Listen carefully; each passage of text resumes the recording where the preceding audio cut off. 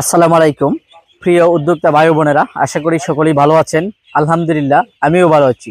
বিসমিল্লাহ হাঁসের কামার ইউটিউব চ্যানেলে আরেকটি নতুন পর্বে আপনাদেরকে স্বাগতম। আজকে আমি যে বিষয়টা নিয়ে আলোচনা করব সেটা হচ্ছে, আমার সামনে কিন্তু আপনারা অসংখ্য বাচ্চা দেখতে পাচ্ছেন, এবং এই বাচ্চাগুলা কতদিন বয়স হয়েছে এবং কি জাতের হাঁসের বাচ্চা, বর্তমানে আমরা কি খাবার দিচ্ছি এবং কোন কোন টিকা দিয়েছি, সেই বিষয় নিয়ে আজকে আমি বিস্তারিত আপনাদের সাথে কথা বলবো। ততক্ষণ পর্যন্ত আপনারা পুরো ভিডিও জুড়ে আমার সঙ্গেই থাকুন।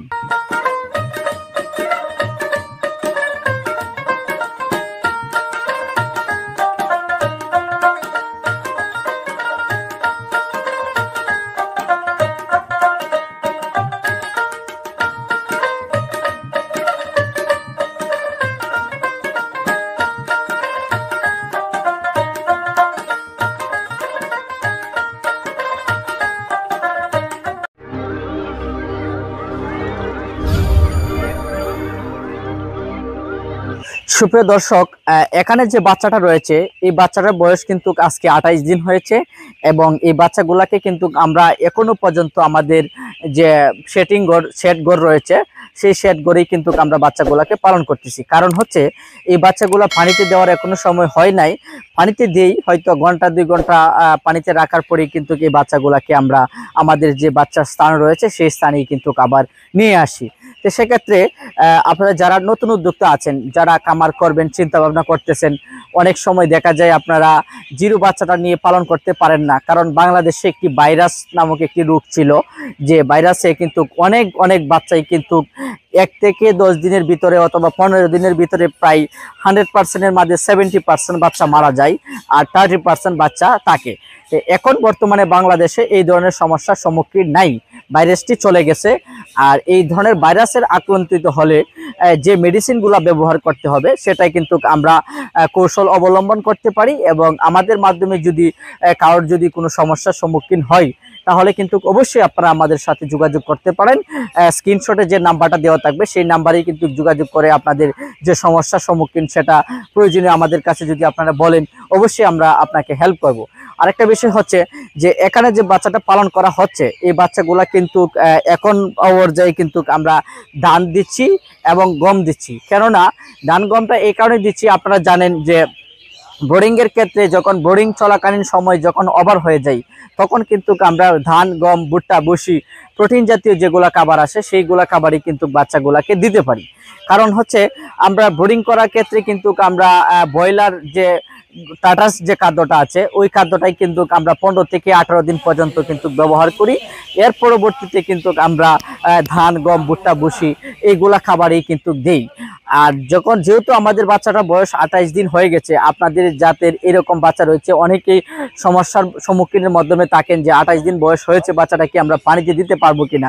আমি তাদের উদ্দেশ্যে বলি 18 দিন থেকে 20 দিন বয়স যেদিন হয়ে যাবে সেদিনই কিন্তু আপনারা বাচ্চাগুলো পানিতে আস্তে আস্তে দিতে পারবেন এবং পানি থেকে তুলতেও পারবেন। কারণ হচ্ছে পানিতে যদি দেন আপনার বাচ্চার গ্রোথটা ভালো থাকবে, বাচ্চাটা সুস্থ থাকবে, সবল থাকবে, এবং বাচ্চাটার যে এখন বর্তমানে যে অনেক সময় দেখা যায় রৌদ্রের তাপমাত্রার কারণে কিন্তু বাচ্চা অনেক সময় মারা যায় এবং কেসনিতার মাধ্যমে থাকে। তো সেক্ষেত্রে যদি রৌদ্রের পরিমাণটা যদি বেশি থাকে তাহলে কিন্তু আপনারা এনার্জি প্লাস অথবা লোকুস যে স্যালাইনটা আছে এই দুইটা স্যালাইন ব্যবহার করবেন, তাহলে বাচ্চার যে ধরনের সমস্যাটা হবে গরমের সেই সমস্যাটা দুর্বলতাটা কেটে যাবে। আরেকটা বিষয় হচ্ছে যে অনেকেই আমাকে প্রশ্ন করে থাকেন যে আমরা 1 মাস পর্যন্ত বাচ্চাটা পালন করতে গেলে আমরা কোন ভ্যাকসিনটা দিব। 1 মাসের ভিতরে কিন্তু আপনারা জানেন একটি ভ্যাকসিনই হয়, সেটা হচ্ছে আপনার ডাক প্লেগ। 18 দিনের মাথায় কিন্তু ভ্যাকসিনটা করতে হয়, এবং আমরা গুরুত্ব সহকারে কিন্তু আমাদের এই বাচ্চাগুলোকে ভ্যাকসিনগুলা আমরা প্রথম ডাক প্লেগ ভ্যাকসিনটা করেছি। আর এখন বর্তমানে যারা নতুন উদ্যোক্তা আছেন, যারা জিরো বাচ্চাটা নিয়ে শুরু করতে পারছেন না, অনেক ধরনের সমস্যার সম্মুখীনের মধ্যে থাকেন, বাচ্চা মরে যাবে, তারা কিন্তু এই 1 মাস বয়সী বাচ্চা কিন্তু আমাদের কাছ থেকে নিয়ে কিন্তু আপনারা খামার করতে পারেন। কারণ 1 মাসি বয়সের বাচ্চাটা নিয়ে যদি আপনারা নতুন উদ্যোক্তারা খামারটা শুরু করেন, তাহলে আপনাদের মরে যাওয়ার যে সমস্যার সম্মুখীনটা সেটার মধ্যে থাকবে না, এবং ফার্স্ট টাইম যে ভ্যাকসিনটা নিয়ে যে আপনারা দুশ্চিন্তার মধ্যে থাকেন সেটাও কিন্তু আপনাদের থাকবে না। আমরা কিন্তু A to Z কিন্তু আমাদের দায়িত্ব সহকারী কিন্তু আমরা সরকারি ভ্যাকসিনগুলো আমাদের বাচ্চাগুলোকে সম্পূর্ণ করে থাকি। আর যারা আপনারা বাচ্চাগুলোকে ভ্যাকসিন দেওয়ার নিয়মটা আপনারা জানেন না, প্রথম অবস্থায় যে ভ্যাকসিনটা করতে হবে ডাক প্লেগ, সেটা কিন্তু আপনার রানের মাংসের নিচেই কিন্তু করতে হবে। দ্বিতীয় ভ্যাকসিনটা 34 দিনের মাথায়, সেটা কিন্তু বাম পাশে মাংসের নিচে করতে হবে। এরপরে 15 দিন পরে যে আরেকটি ভ্যাকসিন রয়েছে সেটা হচ্ছে কলেরা ভ্যাকসিনটাও কিন্তু আমরা যে আমাদের যে বুকের চামড়াটা রয়েছে সেই বুকের চামড়াটার নিচেই কিন্তু পুশ করতে হবে।